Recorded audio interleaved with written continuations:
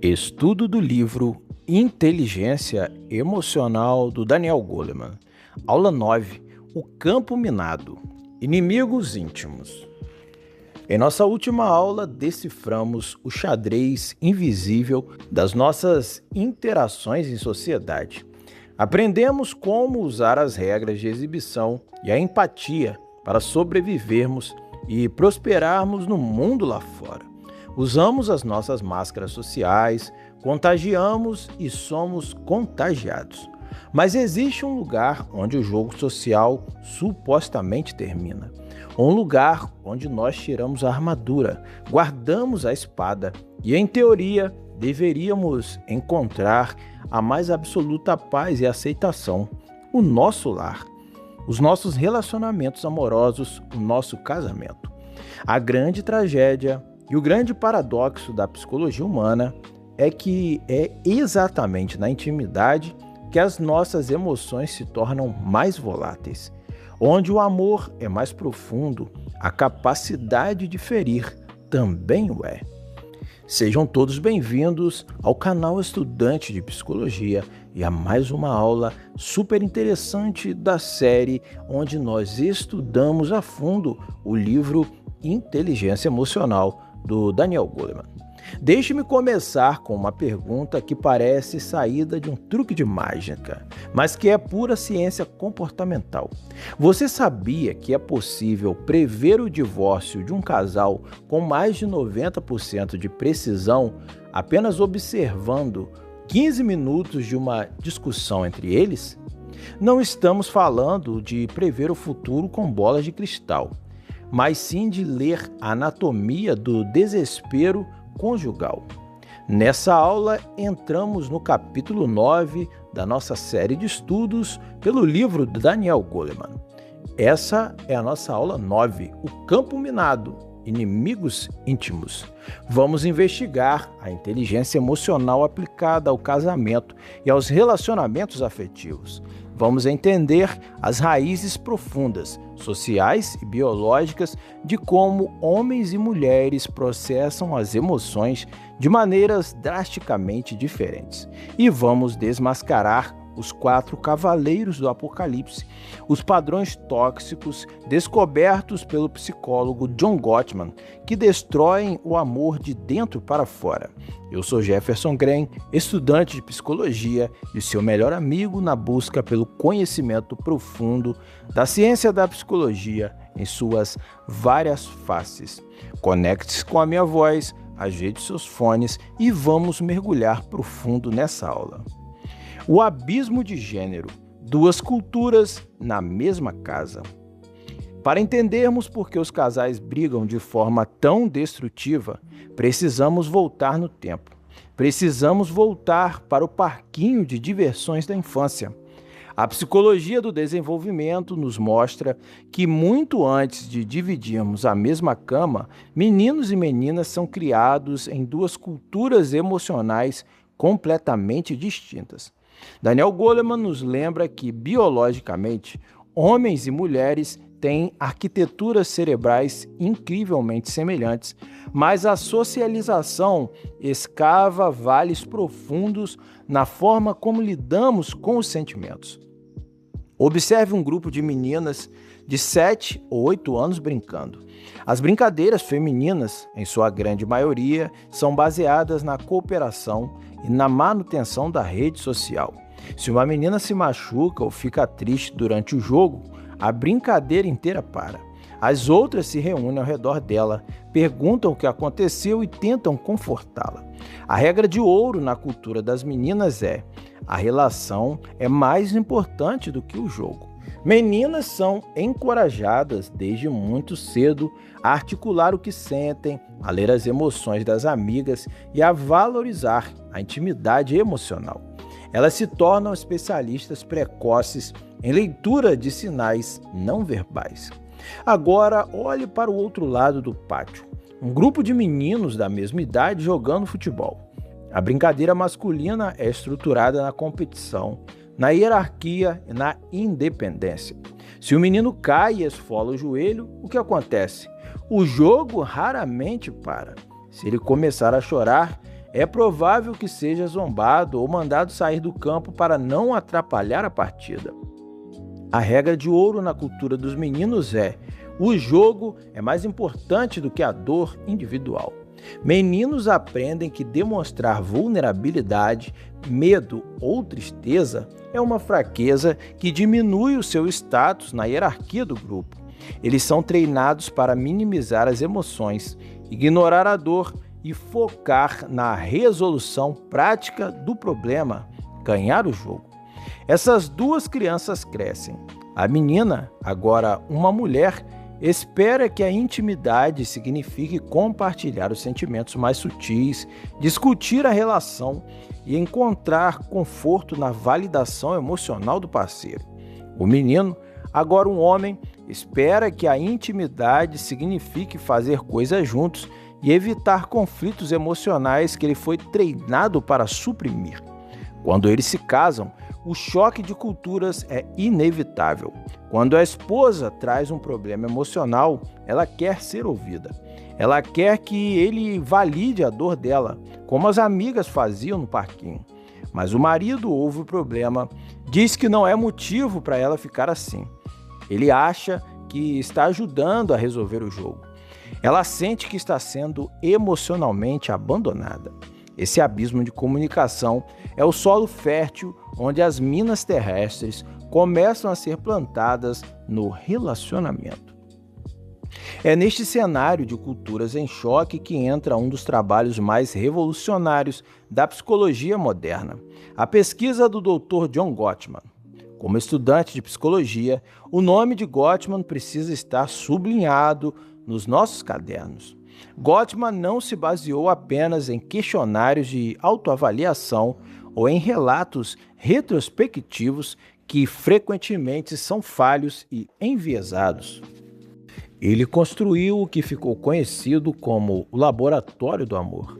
Era um apartamento equipado com câmeras escondidas, microfones direcionais e, o mais importante, sensores biométricos conectados aos casais, medidores de batimentos cardíacos, condutividade da pele, pressão arterial. Ele pedia que o casal passasse um fim de semana lá e, em determinado momento, pedia que eles discutissem um tema sobre o qual discordavam frequentemente: dinheiro, sogros, tarefas domésticas, sexo.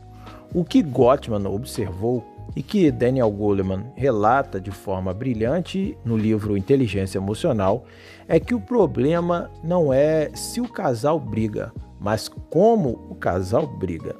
Todos os casais, mesmo os mais felizes e duradouros do mundo, têm conflitos. A ausência de brigas não é um atestado de saúde conjugal. Às vezes, é o silêncio da indiferença profunda.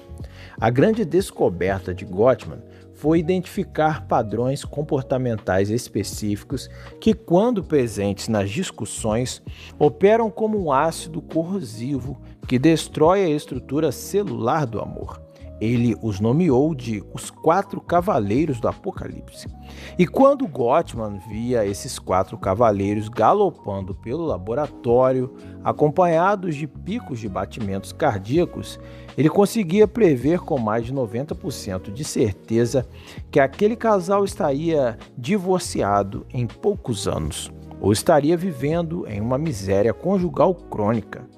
Vamos dissecar cada um desses cavaleiros, porque é neles que a falta de inteligência emocional se revela de forma mais crua. O primeiro cavaleiro, a crítica, o ataque ao caráter. Existe uma diferença colossal entre uma queixa e uma crítica.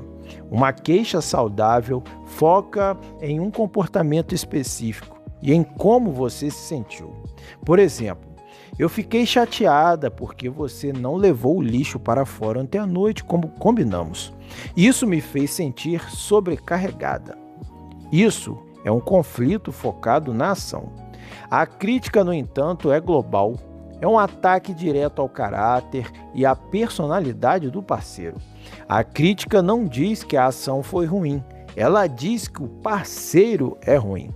Ela costuma vir embalada em palavras absolutistas como sempre e nunca. O exemplo clássico: você nunca tira o lixo, Você é um egoísta que não se importa com a casa. Você só pensa em si mesmo. A crítica é o primeiro golpe. Ela não resolve o problema do lixo. Ela apenas ativa o sistema de alarme no cérebro do outro, preparando o terreno para uma guerra emocional. O segundo cavaleiro, o desprezo, o veneno sulfúrico. De todos os cavaleiros, este é o mais letal. Gottman afirma que o desprezo é o maior previsor único de divórcio. O desprezo surge quando a crítica perde o controle e se transforma em uma tentativa de se colocar em um nível de superioridade moral em relação ao parceiro. O desprezo assume várias formas no xadrez invisível do casamento. O sarcasmo cruel, os insultos diretos, a zombaria, imitar a voz do outro de forma pejorativa e o mais comum na comunicação não verbal, revirar os olhos. Quando um parceiro revira os olhos para o outro, ele está comunicando: você é patético, você não é digno do meu respeito. O desprezo destrói a base de afeto, de admiração e de segurança do casamento. É impossível resolver um problema quando a mensagem subjacente é o asco. É tão tóxico que os estudos de Gottman mostraram que pessoas que vivem com parceiros que expressam muito desprezo sofrem mais de doenças infecciosas, porque o estresse crônico destrói literalmente o sistema imunológico delas. O desprezo adoece o corpo e a alma. O terceiro cavaleiro, a atitude defensiva, o escudo da inocência. Quando um parceiro é atacado pela crítica ou esmagado pelo desprezo, a reação psicológica natural é se defender. A atitude defensiva é uma tentativa de proteger a própria identidade, mas no jogo conjugal ela tem o efeito reverso. Ela apenas acelera o conflito. Ser defensivo significa recusar-se a assumir qualquer responsabilidade pelo problema. O parceiro defensivo se coloca no papel de vítima inocente. Em vez de ouvir a queixa, ele devolve com uma contra-queixa. Se a esposa diz: você gastou demais no cartão de crédito esse mês, o marido defensivo não diz: você tem razão, eu perdi o controle. Pelo contrário, ele diz: e você não comprou aquelas roupas semana passada? A culpa não é minha, você também gasta. A atitude defensiva diz nas entrelinhas: o problema não sou eu, o problema é você. Ao não validar a dor do outro e não assumir nenhuma parcela de culpa, o diálogo se torna um jogo de ping-pong de acusações intermináveis, até que ambos estejam exaustos e furiosos. O quarto cavaleiro, o muro de silêncio. Imagine a cena. A esposa está criticando o marido de forma veemente. Ele está sentado no sofá. Em vez de responder, ele cruza os braços, desvia o olhar para a televisão. O rosto se torna uma máscara de pedra. Ele não acena com a cabeça. Ele não diz Ele não pisca. Ele se desliga emocional e fisicamente da conversa. Ele construiu um muro. O muro de silêncio é a recusa de interagir. E aqui a biologia de gênero que falamos anteriormente se manifesta de forma dramática. Gottman descobriu que em cerca de 85% dos casamentos, quem ergue o muro de silêncio é o homem. Para a mulher que foi socializada para manter a conexão, o silêncio do marido é lido como a rejeição suprema. Ela sente que ele não se importa. Ela então aumenta o volume da crítica, tentando desesperadamente provocar alguma reação. Mas por que o homem faz isso? É porque ele não se importa? A biologia prova o contrário. E isso nos leva a um dos conceitos mais importantes desta aula. Lembra dos sensores biométricos no laboratório do amor do Dr. Gottman? Quando o marido estava fazendo um muro de silêncio, o rosto dele parecia o de uma estátua de gelo, demonstrando zero emoção. Mas os sensores mostravam que, por dentro, o corpo dele estava em pânico absoluto. Os batimentos cardíacos do homem estavam frequentemente acima de 100 ou até 120 batimentos por minuto. A adrenalina estava inundando a sua corrente sanguínea. A pressão arterial estava nas alturas. Ele não estava indiferente. Ele estava sofrendo de transbordamento fisiológico, o que Daniel Goleman chama de inundação. O transbordamento é o sequestro da amígdala, levado ao extremo dentro do ambiente conjugal. O cérebro do homem interpretou a crítica agressiva da esposa como um ataque à sua própria sobrevivência. O sistema nervoso simpático disparou a reação de luta ou fuga.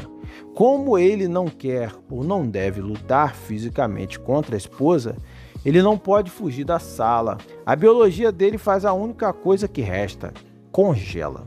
Ele se desliga para não explodir. Ele ergue o muro porque o seu sistema nervoso está sobrecarregado. E aqui está a revelação neurobiológica cruel. O sistema cardiovascular masculino é mais reativo e mais lento para se acalmar do que o feminino. Quando um homem atinge o nível de transbordamento, leva muito mais tempo para sua adrenalina baixar e para o seu coração voltar ao ritmo normal do que leva uma mulher. É por isso que os homens, instintivamente, tendem a evitar conflitos emocionais no casamento. O corpo deles pune-os fisiologicamente de forma muito severa quando o conflito ocorre. As mulheres, por outro lado, suportam níveis altos de estresse emocional em discussões sem sofrerem o mesmo colapso fisiológico imediato, o que as permite ficar na briga por muito mais tempo. Quando um dos parceiros ou ambos entra em transbordamento, a terapia acabou. O diálogo racional é biologicamente impossível. O córtex pré-frontal, a sede do pensamento lógico e da empatia, está literalmente desligado pelo sistema límbico. O casal deixa de ser dois adultos tentando resolver um problema na conta de luz e passa a ser dois animais apavorados tentando sobreviver a um predador invisível. É nesse estado de transbordamento que as palavras mais imperdoáveis são ditas. Quando o casamento chega a um ponto em que o transbordamento se torna crônico, onde a mera visão do parceiro já faz o coração acelerar defensivamente, os parceiros passam a reescrever a história do relacionamento. Lembranças felizes do passado são esquecidas. Tudo passa a ser visto através da lente da negatividade. É a tempestade perfeita que antecede o fim. Saber como o casamento morre é perturbador, mas é o primeiro passo para a cura. Como nós, estudantes de psicologia, podemos olhar para as ferramentas de inteligência emocional para desarmar essas minas terrestres? Como os casais emocionalmente inteligentes brigam? Porque, lembre-se, eles também brigam. A diferença não está na ausência do conflito, mas na presença de mecanismos de recuperação. Primeiro mecanismo, a arte de acalmar a si mesmo. O antídoto mais urgente para o transbordamento é a pausa. Quando o coração passa de 100 batimentos por minuto e a amígdala sequestra o cérebro, continuar discutindo é suicídio conjugal. O casal emocionalmente inteligente estabelece uma regra prévia. Se a coisa ficar muito quente, qualquer um pode perder um tempo. Mas não é um tempo para sair batendo a porta e ir para o bar. É um acordo mútuo. Eu estou muito alterado agora. Não consigo raciocinar. Precisamos de uma pausa. Mas nós vamos voltar a conversar sobre isso daqui a 1 hora. Durante essa pausa, é vital não ficar ruminando. Lembra da aula 5? A ruminação alimenta a raiva. A pessoa precisa ir ler um livro, dar uma volta no quarteirão, ouvir um som calmo, fazer algo que acalme seu sistema nervoso autônomo. O corpo precisa de pelo menos 20 a 30 minutos para metabolizar a adrenalina. Só depois que a frequência cardíaca volta ao normal é que o córtex pré-frontal religa e a conversa pode ser retomada com empatia. Segunda ferramenta, queixas específicas em vez de críticas globais. Nós precisamos substituir o primeiro cavaleiro por reclamações saudáveis. A fórmula mágica na terapia de casais é o uso das mensagens em eu, em vez de mensagens em você. Em vez de atacar, você é um irresponsável que chega sempre atrasado. A reestruturação emocionalmente inteligente seria: quando você não me avisa que vai chegar tarde, ou seja, uma ação específica, eu fico muito preocupada e sinto que meu tempo não está sendo respeitado. Olha aí a emoção. Eu preciso que você me mande uma mensagem da próxima vez, expressando uma necessidade. Isso é uma queixa firme, mas não ataca a honra do outro. Terceira ferramenta, validação e empatia, o antídoto para a defensiva. O remédio para a atitude defensiva é assumir, nem que seja 1%, a responsabilidade do problema. É olhar para o parceiro que está magoado e, mesmo que você não concorde com os fatos, validar a emoção dele. Se o parceiro diz: "Você me ignorou na festa", a resposta não deve ser: "Eu não te ignorei, você é louca". A resposta correta, empática é: "Sinto muito que você tenha se sentido abandonada. Não foi a minha intenção, mas eu entendo porque, da sua perspectiva, pareceu que eu te deixei de lado". Validar a emoção do outro desarma a bomba. Você não está concordando com a acusação, está concordando com o sentimento. Quarta ferramenta, o tesouro das tentativas de reparo. Esta é a ferramenta mais bonita identificada por Gottman. Casais emocionalmente inteligentes usam constantemente o que ele chama de tentativas de reparo durante uma discussão. Uma tentativa de reparo é qualquer ação ou frase que visa diminuir a tensão. Pode ser um sorriso no meio de uma briga, um toque no braço do parceiro, uma piada boba ou dizer: "Nossa, nós estamos saindo do controle. Vamos respirar". Casais à beira do divórcio ignoram as tentativas de reparo do parceiro. Eles estão tão engolidos pelo desprezo e pelo transbordamento que, se o marido tenta sorrir para acalmar as coisas, a esposa diz: "Está rindo do quê? Isso não tem graça". Por outro lado, em casais emocionalmente saudáveis, as tentativas de reparo funcionam como freios ABS no meio de uma ladeira escorregadia. Eles aceitam o reparo do outro, permitem que a tensão caia um pouco e, assim, evitam o desastre total. Quinta ferramenta, o cultivo do mapa do amor, o fim do desprezo.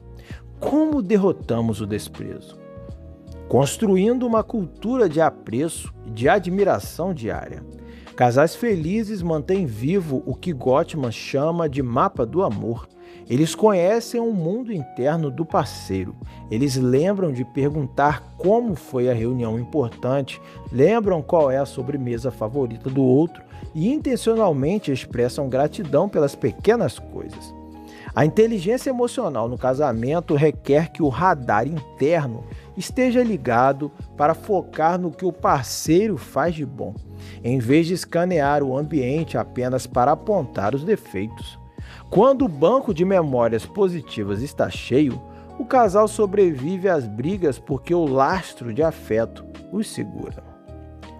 A intimidade é um campo minado não porque as pessoas são más, mas porque as feridas mais profundas da nossa infância, os nossos medos de abandono e de rejeição, vêm todos à tona quando nós nos abrimos para amar alguém.